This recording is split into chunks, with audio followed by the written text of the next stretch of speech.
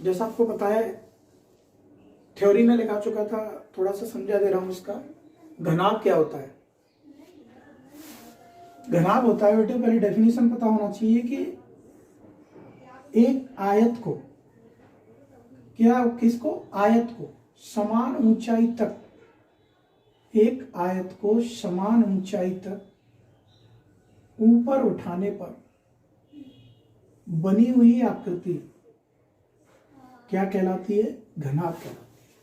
बनी हुई आकृति क्या कहलाती है? घनाभ कहलाती है। किसको? आयत को समान ऊंचाई तक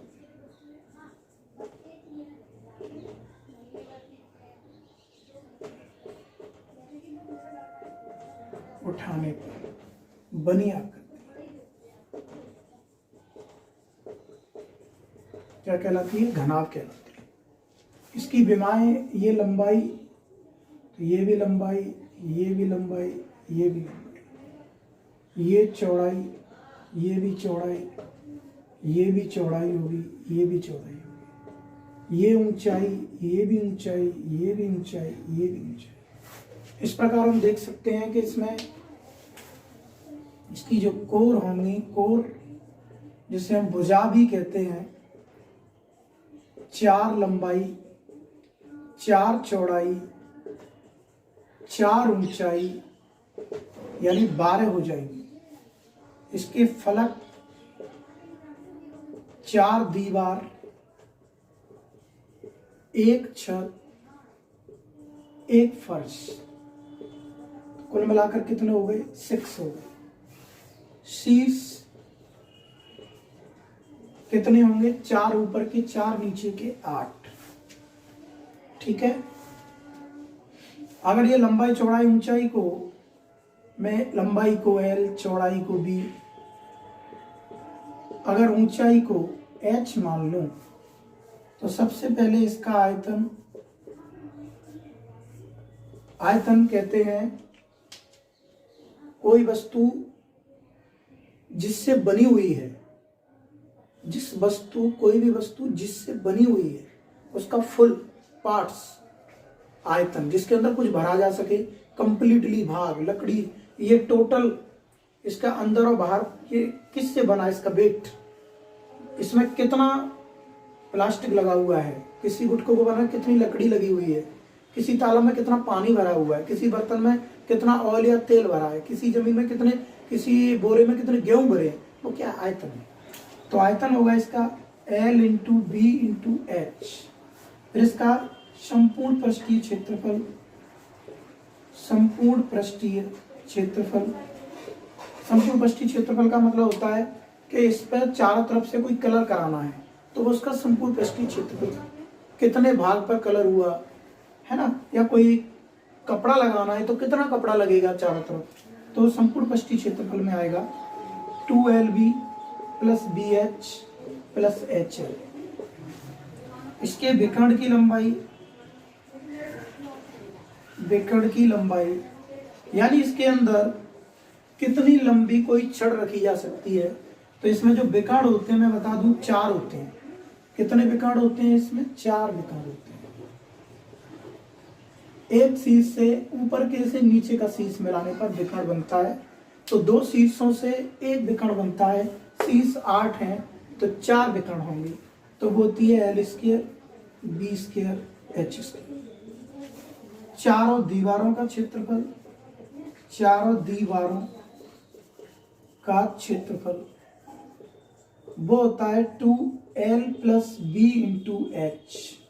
आपको एक चीज पता होना चाहिए, आयतन में 3 राशि का मल्टीप्लाई हो रहा है, तो आयतन किस में आएगा? सेंटीमीटर क्यूब या घन सेंटीमीटर, है ना, मीटर क्यूब या घन मीटर, बात एक ही है। 3 का मल्टीप्लाई हो रहा है, इनमें 2 का मल्टीप्लाई हो रहा है, तो सेंटीमीटर स्क्वायर या वर्ग सेंटीमीटर। भुजा पर डिपेंड करेगा, भुजा मीटर में दिया तो मीटर में, सेंटीमीटर में दिया तो सेंटीमीटर में। ये एक ही लंबाई है, एक एक आ रहा है इसमें, इस पार लग रहा है लेकिन अंडूड है तो बाहर तो एक ही निकलेगा, तो इसकी लंबाई सेंटीमीटर या फिर मीटर। ये भी क्षेत्रफल ही है, तो सेंटीमीटर स्क्वायर या मीटर स्क्वायर। इस तरीके से हम घनाभ के बारे में पढ़ते हैं। आपको मैं बेलेक्चर एक समझाने के लिए थोड़ी सी इस पे बात करता हूँ। जैसे ये है ना, ईंट है, माचिस है, ये सब क्या है, घनाभ है। अपना कमरा ही देख सकते हैं हम, इसमें 8 शीर्ष हो गए, ये वर्टेक्स, 6 फलक हो गए, 1 2 3 4 5 6, है ना। कोर 12 हो गई, 1 2 लंबाई ये, 2 चौड़ाई ये, 2 लंबाई ये और 2 चौड़ाई ये ऊंचाई, ये ऊंचाई, ये ऊंचाई, ये ऊंचाई। तो इस प्रकार से 12 कोर हो गई, है ना। तो अब हम निकाल सकते हैं इसका आयतन।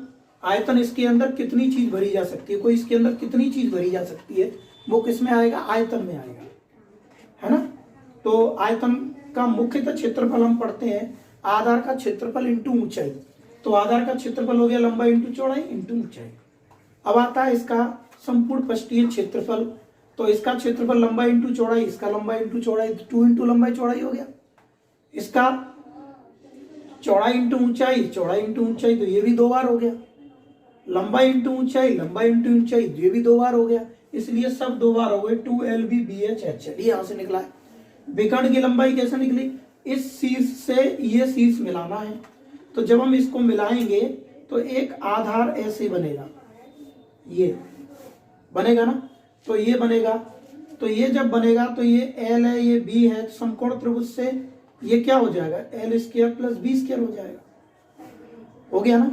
अब इसको किससे मिलाना है, ये जो मिलेगा वो इस शीर्ष से इससे मिलेगा, ऐसे, यानी ये L स्क्वायर B स्क्वायर हो गया, ये इससे मिलेगा, तो ये L स्क्वायर B स्क्वायर हो जाएगा अपना, है ना। ये H हो गया। तो अब फिर पाइथागोरस थ्योरम लगा देंगे यहाँ, तो फिर ये बन जाएगा इसका वर्ग और फिर इसका वर्ग। तो इस तरीके से विकर्ण की लंबाई आ जाएगी। ये थोड़ी कंसेप्ट की बातें गहरी है, आपको ये याद करना है, इससे हम क्वेश्चंस को आसानी से समझ सकेंगे। Thank you.